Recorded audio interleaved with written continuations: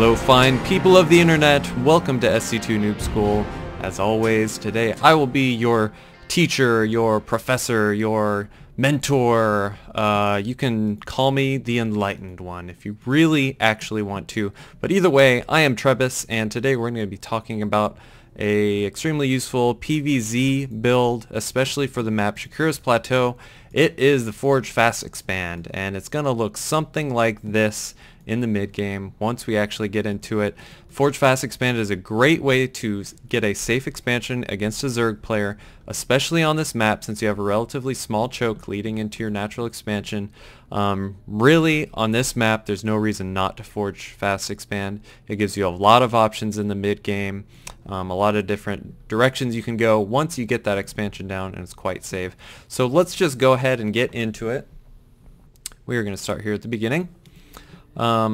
As for players, this is random mouse sports player, don't even know who it is, and then Dignitas Tan, don't know who that is. Doesn't matter. This is just a Protoss and a Zerg player. Could be you. This is you in your next ladder game. Alright, so it's going to start off like totally normal. Going to be getting our first pylon at 9. This one actually goes down a little bit late, I'm not sure why. It should actually go down earlier. And the first pylon you're going to build here at your ramp. Now don't actually build it right here as part of the ramp, because you're going to be using a forge, a gateway, and your cybernetics core to actually finish this wall off, and the pylon's unnecessary to be there, and it's actually just kind of a point of weakness. When your pylon finishes, we're going to use one chrono boost on probes, and that's it. We're actually going to cutting probes in this build. So as you can see, the first probe was sent out as a scout. It doesn't really matter if you scout first positions or not. It's actually going to be an extremely quick nexus. The only time you won't get a really fast nexus is if you see a very early pool. So this was like a 15 pool. So once Mouse Sports player gets in here and sees this pool, he's going to know that it's going to be perfectly safe to get his expansion up. So here we are. This is number 15 probe. We're going to be getting one more probe, and then we're actually going to cut probes at 16 for a substantial amount of time. And this is going to feel a little bit weird to some of you that have been told by me and by others constantly, don't cut probes, don't ever cut probes. But in this particular build, you kind of have to, otherwise you'll never get your wall off up. So we're at 16 probes, probe finished in the nexus, and now we're going to focus on getting first just our forge up. So check it out, we're still at 16, we're not spending any money on probes. We're actually spending a little bit of money to block this expansion here. That's optional. You could get your forge down a little bit sooner if you would prefer to do that. Notice, still on 16 probes. Not building any more probes. We got that forge coming out, and then we're going to get our first gateway coming out soon. And then after the gateway, you can start making probes. You're allowed to make 2 more probes, and we're actually going to chrono boost that a little bit, because with not spending your chrono boost at the beginning, it's going to start to build up. So we're going to just use it whenever we can. So here, after the gateway is going up, 2 probes is actually going to supply block you at 18. I'm not counting this probe as this pylon is even existing, because you're counting on it going down. Okay, so here we are at 18 supply. We just finished the 2 probes from the nexus.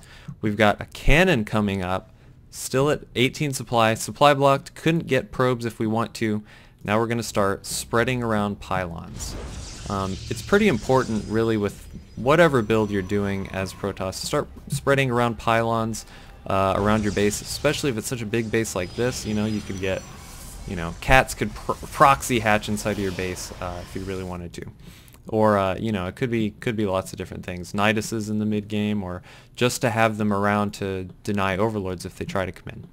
So we're going to start making probes again. So we're going to be actually chrono boosting probes, but also extremely important is to get your cybernetics core out as quickly as possible. And I would have probably actually tried to keep a probe alive to actually just scout around the base, because you see the Protoss player has absolutely zero map vision. He has no way to see anything. Oh, I guess he did actually hide. There you go. Okay, I was wrong. He did hide his probe. This was his very first scouting probe. Highly recommended that you do this. The Zerg player, if he's good, will be looking for it, but hopefully you can hide it anyway. Anyway, Cybernetics core was coming up at 19, and now we're going to start chrono boosting probes again. We're near the end of this build. We're about to call it a successful forge fast expand, and then you can move into the mid game. I'm going to show you the mid game to this particular game. Oh, I forgot to mention one thing. Also, when you're supply blocked at this 18 mark before this pylon comes out, also add 1 gas. Forgot to add that. So now that the Cybernetics core is out, it unlocks all your potential for whatever you want to do in the mid game. I'm going to show you this particular game, but there's a lot of different things you can do in the mid game, so feel free to try out whatever you wish. This one is going to be, so you can take this chunk right here, cut off this video, and call this a successful forge fast expand, and then you can do whatever you want past this point. There are some scouting things you should know that you'll probably just figure out by playing a bit more. You know, things like knowing when to put down more cannons if you suspect some kind of all-in is coming. But usually on this map, 2 cannons will be good. Okay, so we're calling this a successful forge fast expand, and now we're going to talk about the specifics of this particular player's mid game. He's going to go for a 6-gate +1 push. Pretty standard, easy to execute out of this forge fast expand, so you can use this in your own games as well. I would call it like, it's not really a semi all-in. I don't know, it's just a strong push. You're not teching, but you are spending a lot on units. Okay, so here's the vital part of this. Getting the +1 ground weapons, that's going to let your zealots kill the zerglings in 2 hits, and then chrono boost that out as much as you can, and keep getting probes. Even after you get the 2nd gas, we're going to just keep getting probes, and then there's a certain number we're just going to stop at, and then we're going to start adding on gateways. Now, the Protoss player here actually does something strange.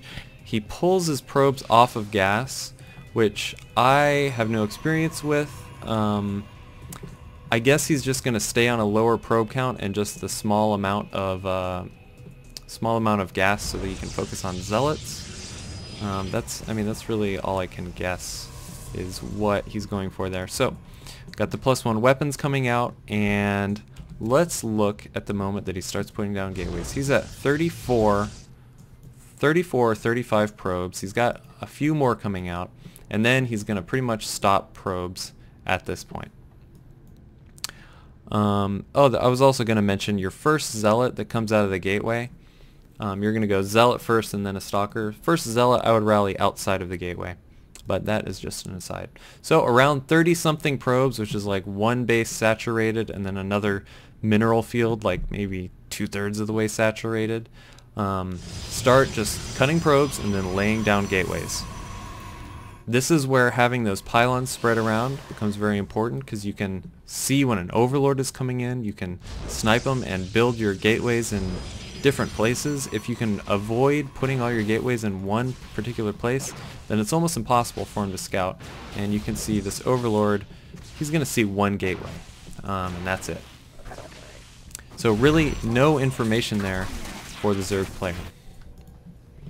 This +1 is coming up on finishing, and what you're going to do after this, actually he's building a couple more probes just because he's got a little bit of time before his gateways are up. But once your gateways are up, you're going to build as many stalkers as you can, as you have the gas to afford, and then put the rest into zealots. And you're just going to have a very difficult push for the Zerg player to hold, especially if he's not making any kind of early defensive roaches or anything like that. If he's trying to go from Ling straight to mutas or infestors or something like this, this is exactly the timing that you're going to use to break him from trying to tech that fast or expand that fast or whatever he's trying to do, really. So to get out of here, you break down your forge. Don't really need it anymore. You just finished your +1. Don't do it before you finish your +1, you silly guy. And we've got 6 gateways here, and we're just going to warp in as much as we possibly can. So here comes in the push. Zealots and Stalkers. The way this is done this particular way, you can't really avoid any, or you can't afford any sentries. I think I would prefer to delay this push just a little bit so you can get sentries out to force field the ramp. I think that's way worth it. Alright, so I'll just show you the attack real quick. The Zerg player's got his Lings outside to do a nice little counter attack, and he's also got his Infestors popping out just in the nick of time.